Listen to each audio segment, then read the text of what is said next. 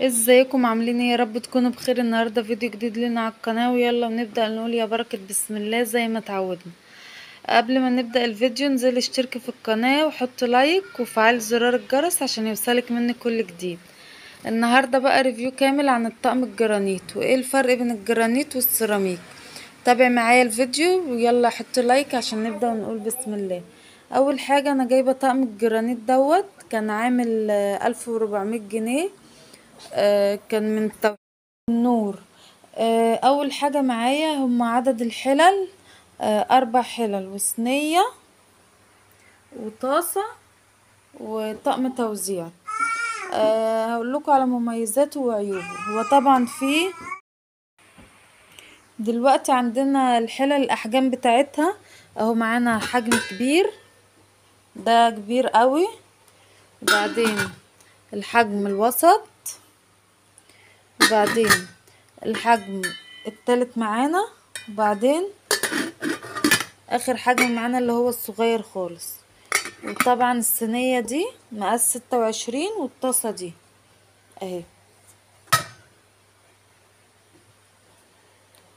اهي. طبعا طقم التوزيع هنا، طقم التوزيع ده معجبنيش خالص، سيء جدا. اول ما النار بتسخن في الحلة بيسيح زي ما انتوا شايفين كده اهو. كنت بحمر بيه شعرية وقعدت اقلب رحت لقيته ايه، ساح. فطبعا ده بيبقى منظر ما تستعملهوش وانتي بتعملي اكل، هو منظر بس. هو جاي 5 قطع اهو زي ما انتوا شايفين. ممكن دي بقى تستعمليها في الحلويات والحاجات دي لما تكون باردة، تشيلي بيها بتبقى حلوة يعني، تستفيدي منها كده. انما حاجة سخنة قوي لا، يعني انا خاف احط دي في الشوربة ممكن تسيح معايا خالص. فانا بصراحة ما بستعملوش، انا حاطاه منظر كده في المطبخ، ما بستعملوش خالص. يعني مش حلو. فهنبدأ دلوقتي هقول لكم على مميزاته وعيوبه. مميزاته هنا ان هو الحجم الحلل بتاعته حلو، يعني دي ممكن لو عندك عزومة تحط تعملي فيها رز كبيرة وحلوة. وديت وسط. دي يعني الاستخدام العادي حلوة برضو للرز. ودي طبعا للطبيخ حلوة للخضار بتاعك. ودي للسان عصفور، ملوخية، اي حاجة. الحجم الرابع ده حلو معايا. الصينية دي جميلة تحفة قوي. في صينية البطاطس انا عملتها معاكم قبل كده، رجعوا للفيديوهات بتاعتي واتفرجوا على صينية البطاطس فيها، كانت تحفة ومسوياها حلو جدا. تعملي فيها مكرونة بشاميل برضو ما بتلزقش، مطلية حلو وجميلة قوي وناعمة. في معلومة تانية عن الجرانيت تعرفيه حلو ونضيف ولا لأ؟ انت تلمسيه كده، لو الحبيبات الصغيرة دي خشنة معاكي كده يبقى الجرانيت بتاعها مش من الأصلي، انما لو ناعمة خالص كده يبقى الجرانيت من الأصلي.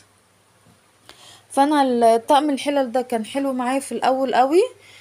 بعد كده انا جايباه بقالي سنتين. بعد كده لما جيت استخدمه بقى مرة على مرة، بدأ يعني ايه يتخربش معايا. بصوا اهو زي ما انتوا شايفين بدأ يتخربش، وبدأ ان هو يعني ايه. انما هو حلو في تسوية الاكل، بيبقى حلو يعني، بيسوي الاكل حلو وكويس. طبعا ما تستعملوش انت في السليق، سليق شوربة، سليق سليق شوربة فراخ حاجات من دي، طبعا يا اما ستانلس يا اما ألمونيا. وطبعا بيقولك ان الألمونيا مش صحية، فالاحسن ان احنا نسلق في ستانلس، بيكون صحي وكويس يعني.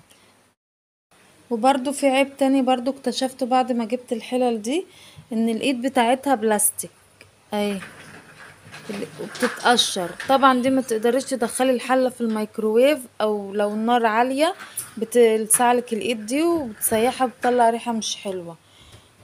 ومع الوقت بصوا بتتفصل يعني عن الحلة، انما لما بتبقى ايديها منها فيها بتبقى حلوة.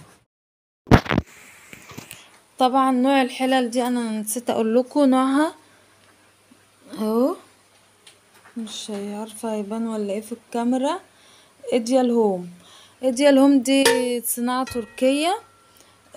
يعني هو يعني نصيحة ان انت لو مش هتقدري تجيبي الغالي، وده على قد الايد يعني في متناول ايد الجميع.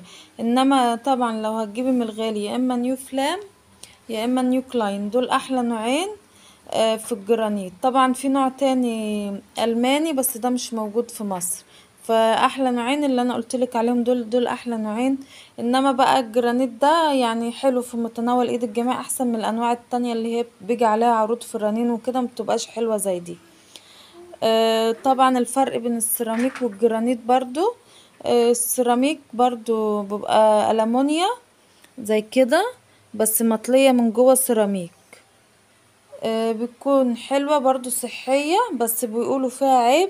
انا ما جربتهاش يعني، بس على اللي سمعته يعني من اللي جربوها ان بيقولوا فيها عيب، اللي هي بتلزق الاكل، ولازم تفضلي مهدية على النار، مهدية النار على الحلة او على الصينية عشان ما تلزقلكيش الاكل.